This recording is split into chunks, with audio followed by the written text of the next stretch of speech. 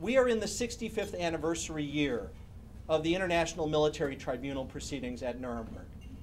And July 26th will mark the 65th anniversary of Justice Robert H. Jackson's closing statement at Nuremberg. Mr. President and members of the tribunal, an advocate can be confronted with few more formidable tasks than to select his closing arguments where there is a great disparity between his appropriate time and his available material. In 8 months, a short time as state trials go, we have introduced evidence which embraces as vast and varied a panorama of events as has ever been compressed within the framework of a litigation. It is impossible, in summation, to do more than outline with bold strokes the vitals of this trial's mad and melancholy record, which will live as the historical text of the 20th century's shame and depravity. So in May, across June into July, he begins to write, and that's what this guy did, it's part of his greatness, this closing argument. He does it the Jacksonian way, fountain pen, yellow pad, and a lot of those pieces survive. And then scissors, and they were short on paste pots, so there are stories of scraps blowing around when windows were opened and so forth. But it's assembling pieces, it's getting script typed, it's marking up typing, retyping, etc., etc. He's working on this summary of the biggest, most important evidentiary presentation prosecutors have made in human history.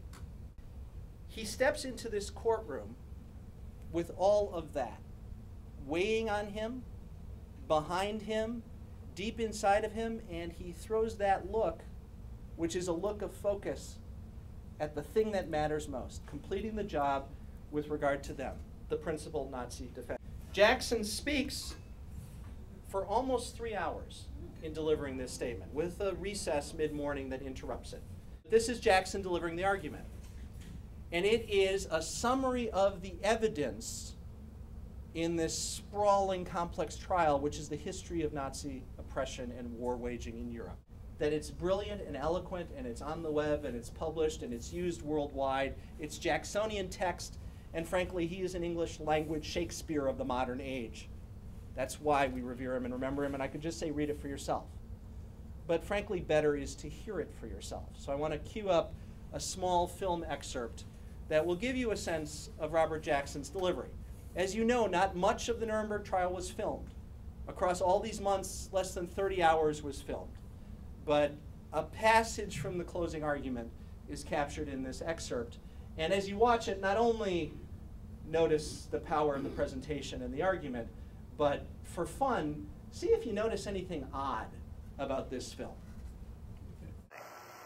It is common to think of our own time as standing at the apex of civilization, from which the deficiencies of preceding ages may patronizingly be viewed in the light of what is assumed to be progress.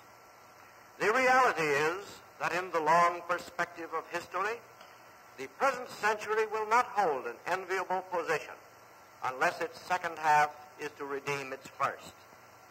These 20 years in this 20th century will be recorded in the Book of Years as one of the most bloody in all annals. Credibility is one of the main issues of this trial. Only those who have failed to learn the bitter lesson of the last decade can doubt that men who have always played on the unsuspecting credulity of generous opponents would not hesitate to do the same now. It is against such a background that these defendants now ask this tribunal to say that they are not guilty of planning, executing, or conspiring to commit this long list of crimes and wrongs. They stand before the record of this tribunal as blood-stained Gloucester stood by the body of his slain king.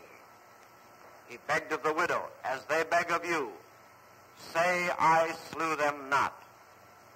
And the queen replied, "Then say they were not slain, but dead they are."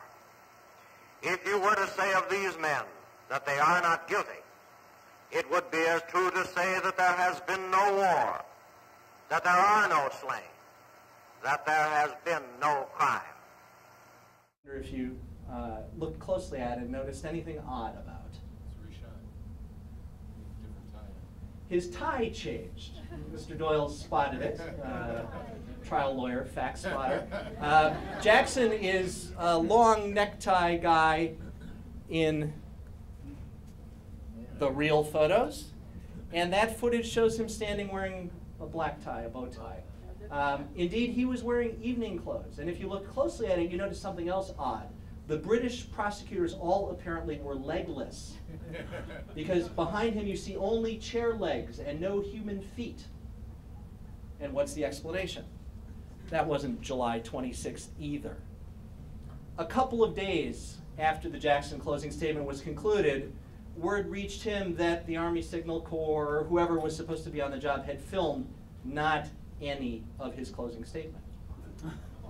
And although he had another pressing engagement, and I will come back to that evening, for which he was already attired, that created a priority to go down to that courtroom and reenact it, to dummy it up. And so that is Jackson on the night of July 29th, dressed for a social occasion, rereading some passages for cameras to create newsreel footage, and luckily for us, historical footage.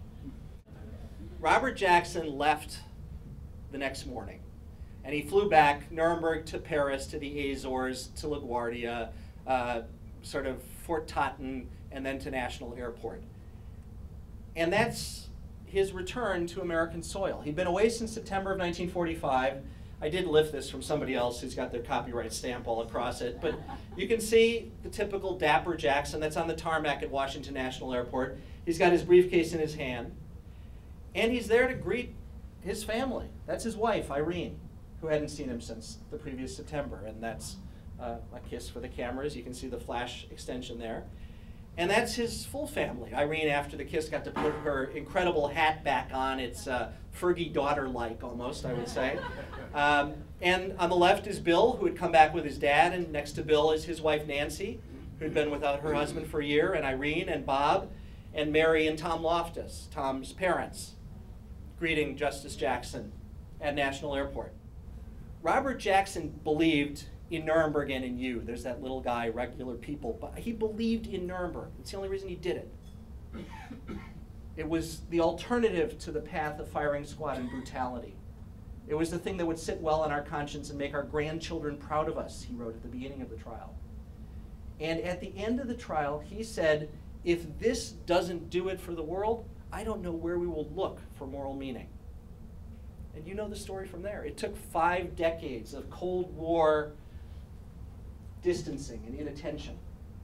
And then it's been just 15 years or so since then of fitful but very substantive progress as the world has looked at Nuremberg.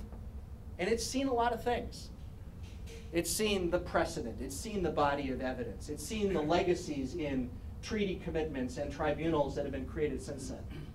But I dare say, on top of that all, what the world sees is what you're shining the light on. The man who believed in it and did it in the first place. And that's why Jackson matters, and that's why I'm so grateful that you're all members of the Jackson Society. Thank you very much, and good night.